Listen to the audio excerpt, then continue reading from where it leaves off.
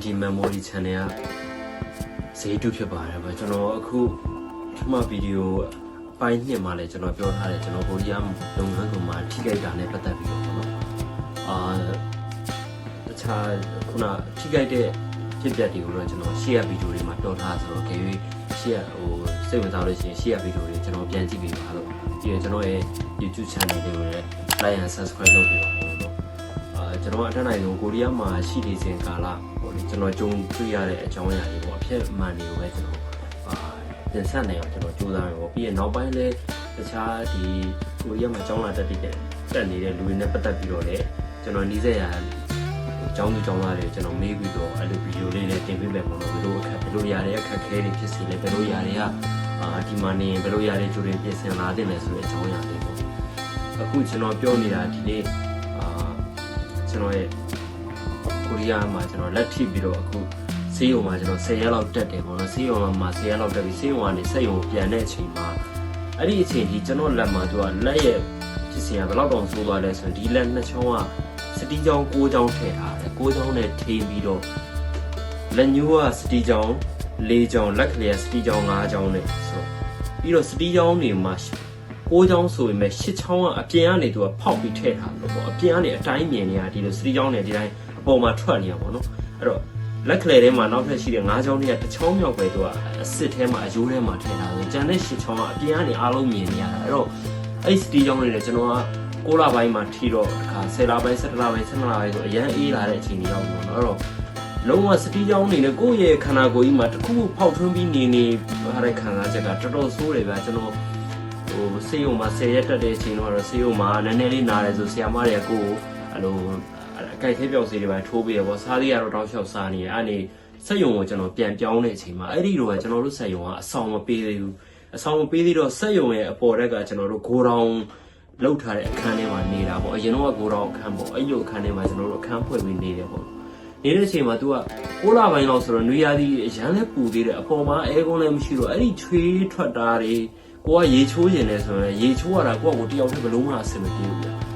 ျဆေးရုံမှာရှိနေစဉ်တော့သူနိုင်ဘူးတွေကခေါင်းအစာလျှော့ပေးတယ်အဝတ်စားမိုးနိုင်လဲပေးတယ်အားလုံးပြီးတော့ဆေးရုံယူနီဖောင်းတွေဆိုတာပေါ့ဘာရေလို့ထားဘောင်းမီဆိုလဲမြုပ်ပြော့လေးနဲ့ဒီတိုင်းဝင်ဆွတ်လိုက်အောင်ပဲဥမာသူတို့ကပေါင်ခွဲထားရလို့ဆိုပေါင်မှာပဲဒီမှာကျယ်သီးဒီဘေးကနေခွဲထားရတဲ့ဟာမျိုးပေါ့နော်ကျွန်တော်ကတော့ဒီလက်နဲ့ဆိုတော့တခြားအရာတွေကတော့ပုံမှန်တိုင်းပဲဒါတော့မှပဲဒီကျယ်သီးတက်ရတဲ့ကိစ္စတွေမှာအရန်ဒုက္ခရောက်တယ်သူနာဝိဆရာမတွေကလာတက်ပြအဲ့လိုလက်တစ်ဖက်နဲ့ကျွန်တော်အလုပ်လို့ဆိုရင်စီးဝင်နေဆင်းလာပြီးတဲ့အချိန်မှာတတိယကျွန်တော်10ရက်နဲ့ဆင်းလာတယ်စက်ဝင်ရောက်ပြီးကျွန်တော်တပတ်လောက်ပြီးတော့တတိယတန်းပြီးအလုပ်လုပ်စေချင်တယ်ကျွန်တော်အလုပ်ခိုင်းနေပေါ့နော်အဲ့တော့ဒီနေရာမှာပြောချင်တဲ့အချက်ကကျွန်တော်ကိုရီးယားမှာရှိနေတဲ့မြန်မာလူမျိုးတွေများသောအားဖြင့်တတိယတခွန်းနဲ့ပြောတာနဲ့ဟုတ်ဆိုပြီးတန်းပြီးမလုပ်စေချင်ဘူးပေါ့နော်ကျွန်တော်က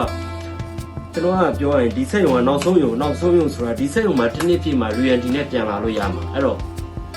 ကိုကဒီစက်ရုံမှာလုပ်ပြီး3လလောက်နဲ့လက်ကထိလိုက်တော့တတိယလည်းအားနာပါတယ်ကိုလည်းထိခိုက်စေချင်လို့မဟုတ်ဘူးမျော်လင့်မဲ့နဲ့ထိခိုက်သွားတဲ့ကိစ္စမှာသူလည်းဥမာစမ်းကြယ်တွေပါရှောင်းရင်သူအတွက်လည်းနည်းနည်း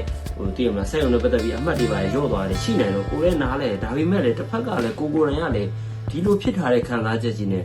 ကိုဘယ်လိုပြောမလဲအပြည့်ဝတောင်းယူပေးတာကိုလိုချင်တာပေါ့လေသူကကြာပါလဲဆိုစေးဝါဆင်ပြီးတန်းပြီးအလုပ်လုပ်ခိုင်းတာ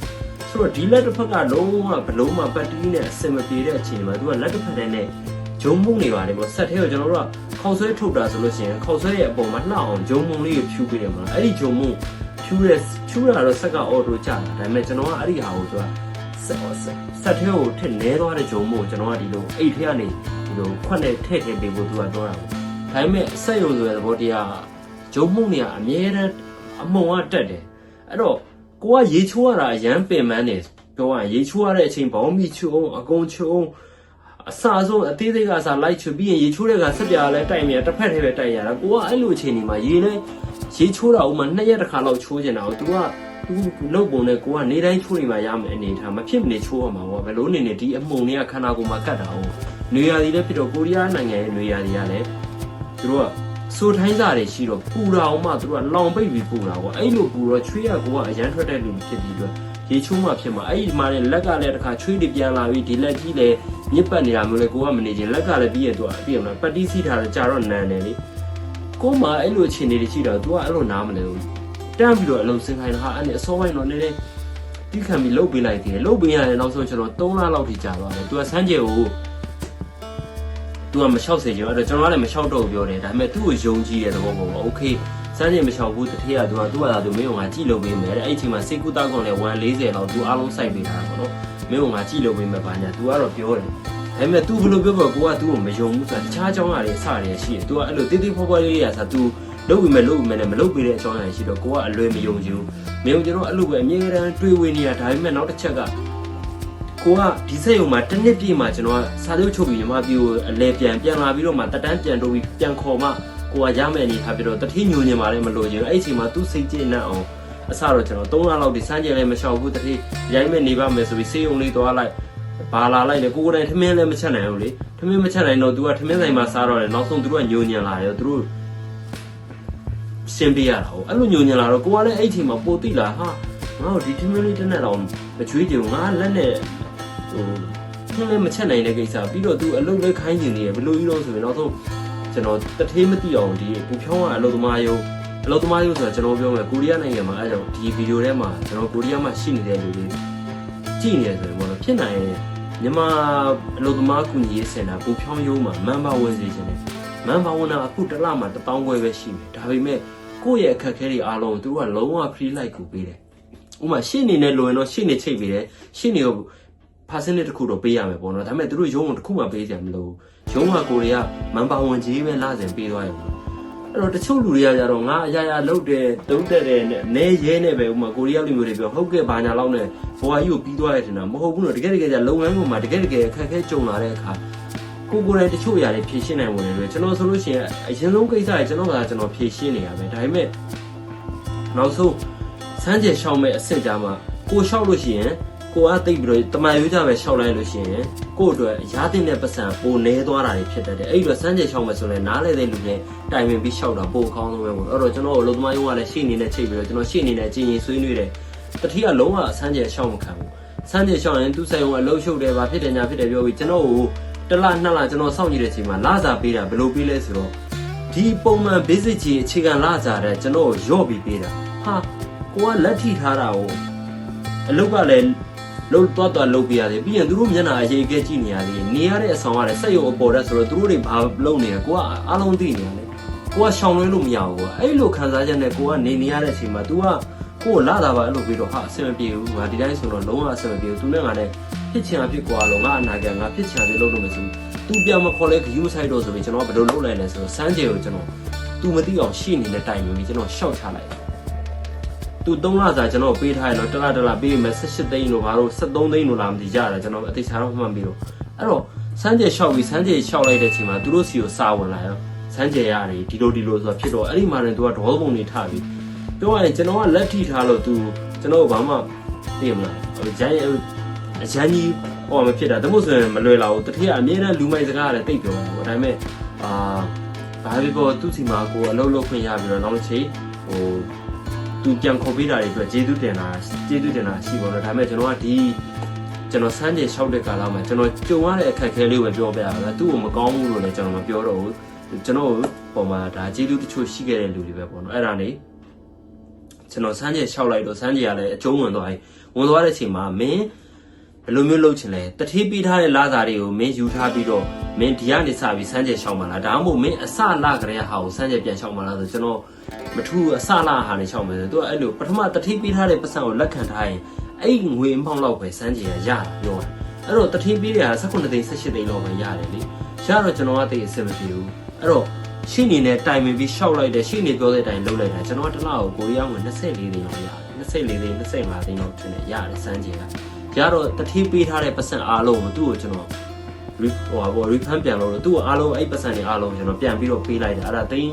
3လစာဆိုတော့လည်း50ဝန်းကျင်လောက်လာမသိဘူးနော်ပြန်ပေးလိုက်ရတယ်ပြန်ပေးလိုက်ပြီးစမ်းကြယ်ဘက်ကရတဲ့ဟာကိုပဲကျွန်တော်ယူလိုက်တယ်ပေါ့နော်အဲ့တော့နောက်ဆုံးတထေးကိုလည်းစမ်းကြယ်ကသူတထေးစိုက်ထားတဲ့စေကုသပြီးတော့စိုက်ထားတဲ့အားတွေလည်းအားလုံးလည်းသူ့စီပြန်ရောက်ပြီးသားအားလုံးပြန်ပေးတယ်ပြန်ပြီးတော့ကိုယ့်ကိုနောက်ဆုံးဘယ်လိုဖြစ်လာလဲဆိုကိုစေကန်းသွားတဲ့အခါအားလုံးစမ်းကြယ်တဲ့အကျုံးဝင်တော့ကိုကပတ်စံတစ်ချက်မှပေးကြရမယ်လို့ရိုင်းသွားနေအောင်ပဲအဲ့တော့ကျွန်တော်အဲ့ဒီကိစ္စကိုနည်းနည်းစိတ်ကျေနပ်သွားပေါ့ဒါပေမဲ့တထေးကတွေ့တိုင်းကအများအားပြောတယ်မင်းဘယ်တော့အလုပ်ဆင်းမှာတော့တက်တာလားတခုမမေးဘူးနော်မင်းဘယ်တော့အလုပ်ဆင်းမှာတော့ဖြစ်သွားယူဆိုမှတော့မတက်နိုင်ဘူးလေဆိုတဲ့စကားလုံးသုံးတာပေါ့ တကယ်တော့ okay ဖြစ်သွားတာမတက်နိုင်ဘူးဆိုတော့နားလည်မယ်လူတယောက်ဆိုတဲ့ဒီဟာဒီလူဒီကောင်လက်လေးထိသွားတာဘယ်လောက်ဖြစ်သွားလဲ तू တခေါက်မှမမေးဘူးတော့မင်းဘယ်တော့အလုပ်လုပ်မှလဲပဲကျွန်တော်မေးတာအဲ့တော့ तू အဲ့လိုနေမေးလေကိုကပိုစိတ်တူနေပဲဟာတတိဘယ်တော့မှ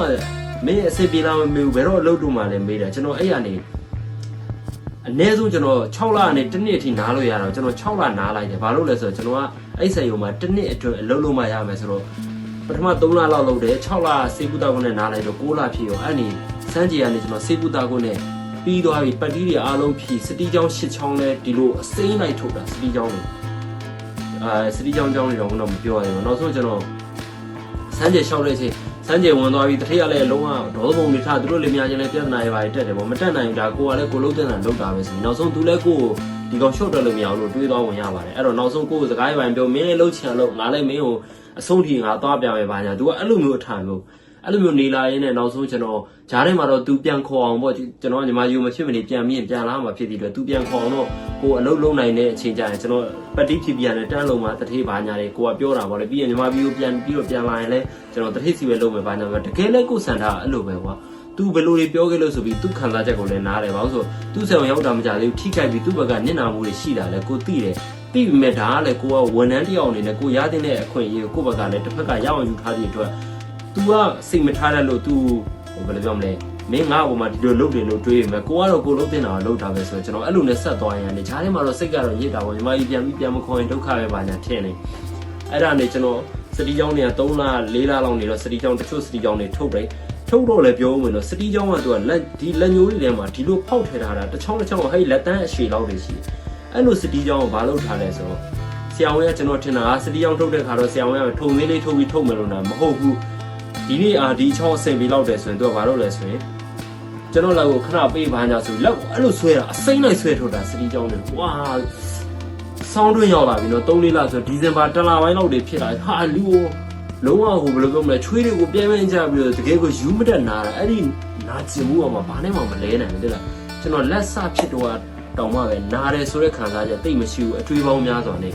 ဒါပေမဲ့အခုစမ်းကြေဒီဆရာဝန်ကစိတ်ကူးတာပြီးတော့စတီးချောင်းတွေပြန်ထုတ်တဲ့အချိန်မှာယူတော့အောင်နာတာတေးအောင်နာတာဟာဆရာဝန်ကဒီနေ့3ချောင်းလောက်ထုတ်မယ်ပြောထားတယ်မှာကိုက2ချောင်းလောက်နဲ့ထုတ်ပြီးဆရာခဏလေးပါနေအောင်ပြောပြီးတော့အဲ့လိုနေခဲ့ရတာဒါလည်းကိုတယောက်တည်းပဲသွားတာအဲ့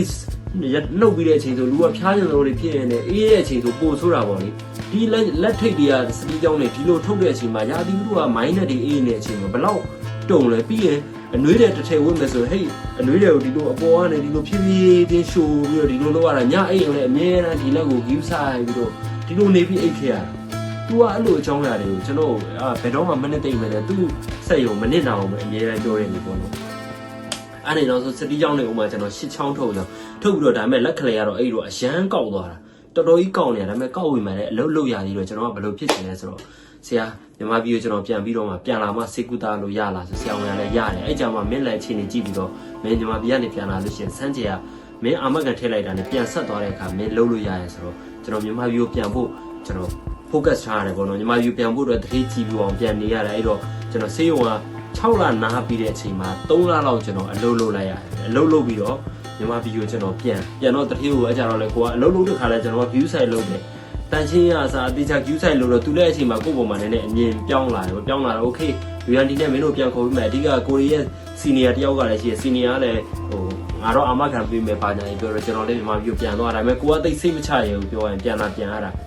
အဲ့ဒါမြန်မာပြည်ရောက်တော့လဲ9လတိတိကြာသွားတယ်သူများတွေ2လလောက်နဲ့ကိုရီးယားကိုပြန်ဝင်တဲ့အချိန်မှာကျွန်တော်က9လလောက်ကြာတယ်အဲ့လိုပဲမြန်မာပြည်မှာလည်းစိတ်တော့ကပုံများသွားတယ်အဲ့ဒီတော့ကျွန်တော်ကဒီစမ်းကြေနဲ့အကျုံးဝင်ထားပြီးမယ်နင့်နာကြီးတွေပါတွေကမရသေးဘူးလေမြန်မာပြည်ပြန်ရောက်တဲ့အချိန်မှာဟာကိုကပတ်စံလည်းသိမပါပါဘူးအဲ့9လအတွင်းဟိုလိုမေးဒီလိုမေးလူတွေကလည်းဟာမင်းမပြန်အောင်သေးမင်းကြာလာပြီလားဘယ်တော့ပြန်มาတော့ပြီးရင်